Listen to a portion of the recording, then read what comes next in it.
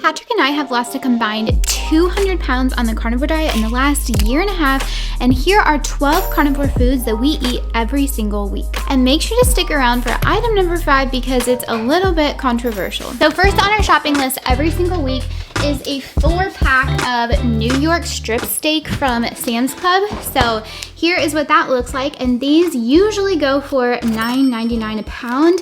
This last time we picked them up, it was $10.98 a pound, so about $40 for this entire pack of strip steak. These are corn-fed, they're not grass-fed. Sometimes we can't afford grass-fed. You know, having steak anyways, even if it is corn-fed, is more of an expensive product anyways, and if you are looking for some more budget-friendly options, make sure to keep watching because we'll get into those. But this is always number 1 on our list, and most of the time, Patrick's gonna eat this whole pack of steak himself. He'll have 1 steak for 4 nights this week, and then the other 3 nights he'll supplement with something else, something chicken or something a little bit more budget friendly for his other 3 meals. But this is definitely number 1 on our list, and we love the New York strip steak the best over sirloin and things like that. All right, y'all, so second on our shopping list is gotta be ground beef. It's so versatile. We can use it in so many different things. I'll use this in smash burgers. I'll use this in Big Mac burger bowls. I'll roll them up into balls and make meatballs in the air fryer. Super delicious. Sometimes if we just want a super easy meal, we'll just ground a whole bunch of ground beef, put a piece of cheese on top if you're having dairy and you got a meal there. We prefer to get the 3 or the 5-pound pack, and then we'll just slice these up, flatten them, and then put them into the freezer. We also usually prefer the 80-20, so we have a little bit of fat in there, but not too much. And this is gonna make really crispy, delicious smash burgers. And if you want to know the secret to making perfect smash burgers, make sure to look at the link in the description because I finally figured out how to make a Culver's butter burger and it changed my life. All right, so keeping it in the more budget-friendly category, we have a box of eggs. There are so many different types of eggs. You've got cage-free eggs, you got free-range eggs. I know there's probably some type of small difference between the eggs. I mean, you can let me know in the comments below. It's not something that I have personally spent time researching, but for us personally, to buy cage-free or free-range eggs is just too expensive for us at this time. You know, we can decide to splurge on different things in our budget, and for us personally, we decide to splurge on that 4-pack of steak, and so that means we're filling in the cracks in our carnivore diet with other things like eggs. So eggs is not a splurge item for us, so we just get the good old regular eggs. And I personally love eggs for a carnivore diet because they are budget friendly and they're also extremely versatile. You know, I can scramble them up for breakfast, I can fry them up for lunch, I could make deviled eggs, I can have boiled eggs for snack. There are so many different ways to have eggs, and if you just change the texture a little bit, if you're getting tired of eggs, you could make egg cups. I've seen people make cloud bread with cottage cheese and eggs. So there's so many different ways to use eggs. I'm sure I don't have to tell you guys. Get y'all some eggs. Can you guess what item 4 is gonna be? If you guess bacon, you're right. I love myself some bacon. We got this at Sam's Club also. It comes in a 3-pack. And sometimes when you're on the carnivore diet, you struggle to find something that's crispy. And so that is my personal reason why I love bacon. It's a great side dish, or we just make sure to have some on hand so we can have a quick little snack that is full of fat and protein, and it makes sure to keep you full. Now, one item that we purchase more so monthly other than weekly is LMNT, which is today's video sponsor. LMNT is an electrolyte drink mix that has 1,000 milligrams of sodium, 200 milligrams of potassium, and 60 milligrams of magnesium. My favorite flavor is the grapefruit. Patrick finally got me to try it last time, and it is delicious. It is a little bit salty for me, so for me personally, I do have to use just half a packet in about 40 ounces of water. Now, some of the flavored LMNT packets have a very small amount of maltodextrin in them that is used as a flavor carrier, but Patrick and I have both used this even before LMNT was a sponsor on our channel, and we didn't notice that very tiny amount of maltodextrin impacted our weight loss at all. But if you are very sensitive to maltodextrin, you could use the unflavored packets, or you could use the Electrolytes sparkling water, and I like these even better than the packets, and they do have one new flavor you can't find in the packets, which is black cherry lime. So right now, LMNT is offering our audience a free sample pack with any order when you use our link, drinklmnt.com/carnivalcouple. That's drinklmnt.com/carnivalcouple. Thank you to LMNT for sponsoring this video. So item number 5, I heard is a little bit controversial, but I'm gonna show you anyways because we still buy 2 of these every single week. Looking in the fridge and Patrick has already eaten one of them. Item number 5 is a Sam's Club rotisserie chicken. And you can see Patrick's already eaten half of this. And for some reason, I've heard that some people think these are not okay to have, but I was just looking at the ingredients list and I'm not really sure why some people are against them. So if you have any idea why that reason is, let me know in the comments below so other people can know if there's some hidden ingredient that I'm missing. I was just looking through the ingredients list just to make sure, but there's no MSG, no antibiotics. There's just some seasonings. I don't know if there's like some hidden sugar. I couldn't find exactly the nutrition label. I don't think so. It doesn't taste sweet. Usually the day we go grocery shopping, this is gonna be our dinner that night. And so Patrick will eat one side of the chicken and I'll have the other. Also, another way that we're gonna use this chicken is that this is one of the things that Patrick has for lunch every single week. Sometimes he gets a little bit tired of eggs, and so this is another quick and easy lunch option. He has this special lunchbox that can plug into his work truck so that he can warm the chicken up. You know, if you're working a really hard active job and it's cold outside, it's really nice to come back to your work truck and have something warm and hot to eat. And so that is one of the things he really enjoys. If you are looking for a lunchbox like that, he just bought a new one that he likes even better than his old one, so I'll make sure to link to that in the description. So item number 6 is Jimmy Dean's breakfast sausage. You can tell we've already had some of this.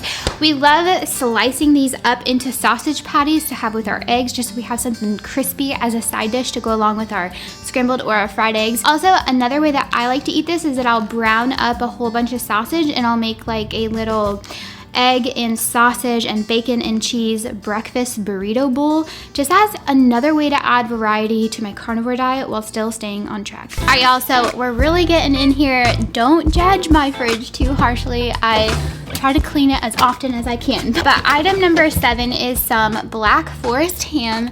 I sometimes prefer this over bacon. Sometimes I want something crispy but not as fatty as bacon, and so then I'll crisp some of this up to go alongside my eggs. Now, there is a little bit of carbs in this. This says it has 2 grams of carbs, so just be aware of that. But as far as ham goes, I've found that if I stick with like the Black Forest ham instead of honey ham and things like that, I tend to be more so okay. So also in this drawer, we have all different types of cheese. If you are doing dairy on your carnivore diet, we've got sharp cheddar cheese, white sharp cheddar cheese.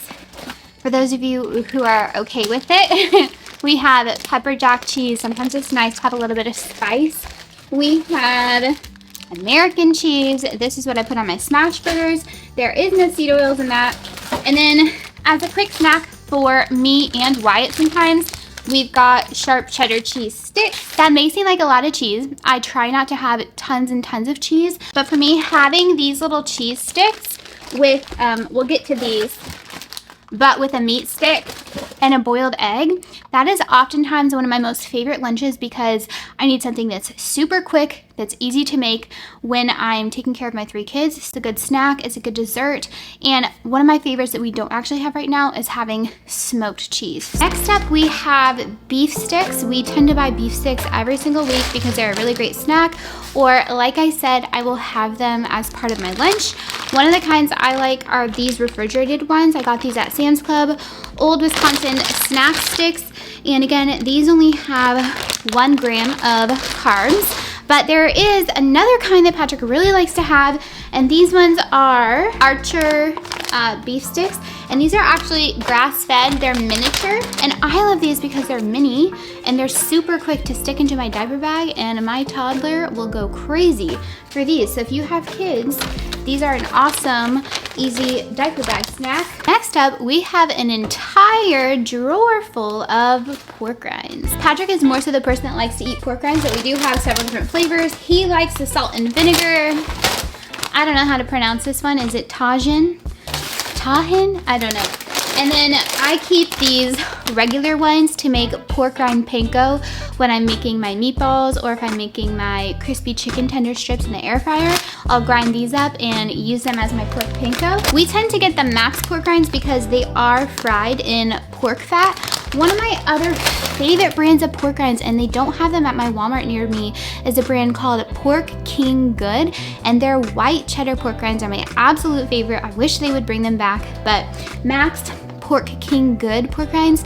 Those are our favorites. And pork rinds are really great to have as a side dish, a quick snack, but also another way we love to use pork rinds is just quickly making pork rind nachos. You know, if you've been out and you're busy all day and you want something that's super quick, you're about to go cheat, make yourself some pork rind nachos. It only takes about 2 minutes.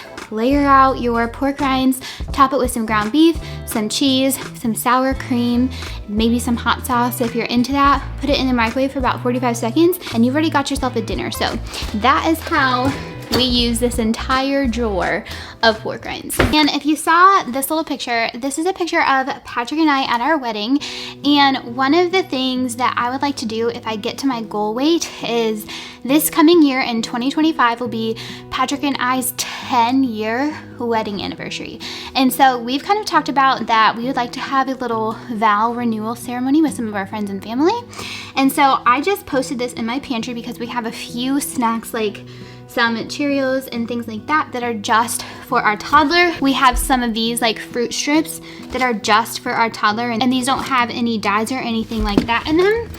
But sometimes those types of things can tempt me. And I know some of you guys have also said in the comments, you know, how am I supposed to stay carnivore if nobody else in my family is carnivore? And so this is one of the things that I do. Right here where I'm tempted to grab a fruit strip, I have a reminder of one of my whys. It's not gonna be worth it. Be 7 months consistent.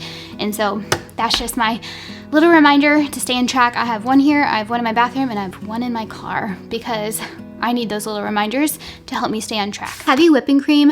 This is what we put in our coffee. But then also if I'm making a chuck roast and I want to thicken the gravy, heavy whipping cream works as a really great thickener. You just heat it up a little bit, keep stirring it, and then as you cool it, the cream will thicken, and that helps you make any type of sauce that you want to be a little bit thicker. So we definitely use this pretty often. All right, so item number 12, last but not least, is butter. You definitely need some butter on the carnivore diet. I will use this in brown butter lattes. I'll use it for my eggs. You can use it on top of your steak. So many different ways. We have bought the Kerrygold butter before, and sometimes we just buy good old regular butter. Again, we have to decide what items we're gonna splurge on. We're not always gonna be able to buy cage-free, is it Dr. Bray that says panda massaged meat? So this is not one of our splurge items. We just need some butter. All right, y'all, so there are the 12 carnivore items that we buy every single week, but I do have a few non-carnivore items that are low to zero carbs that we still use, or we just make sure to keep in our pantry or our fridge. And I'm gonna show you guys these next. Now again, if you're trying to be a super strict carnivore, if you're on the lion diet, if you're trying to heal some really bad inflammatory conditions, you know, these are just not for you. But for us, these help us stay consistent. You know, if we're 98% carnivore and we add a little bit of mustard or hot sauce, you know, that's better than our previous lifestyle. So I do want to show you these next couple of items just in case if your goals are similar to mine, like weight loss and making sure you stay on track, and if you're okay adding some of these other things in, I just wanted to share with you what those things are. So first of our non-carnivore food list is coffee. We still drink coffee. We've drank coffee from the beginning, and we actually prefer the flavored coffees. This one is cinnamon and vanilla. Now, before we started the carnivore diet, we were always pouring the full sugar flavored coffee creamers into our coffee. So for us, using the flavored coffee but then pouring the heavy whipping cream in that instead of a flavored creamer really helps us get that similar feeling of having a flavored coffee creamer without having any of the seed oils. And next up we have hot sauce. Now this is Patrick's favorite. He'll put it on his eggs, on his chicken, different things like that, and it helps give you some spice to your meals so it doesn't get boring. And again, having that helps you stay consistent. At least that is the case for us. Another thing we have is sugar-free ketchup, and I will actually use this on my sausage, and I will also use it on my well done steak. Don't come for me in the comments, but I know you're going to. Even Patrick cannot believe that I will put ketchup on steak, but that's one of the things I use that for. We will also sometimes use some chosen mayo. This is made 100% with avocado oil. You know, sometimes you'll look at mayo at the store and it'll say avocado oil mayo, but it's not 100% avocado oil mayo. So the chosen brand is 100% avocado oil mayo.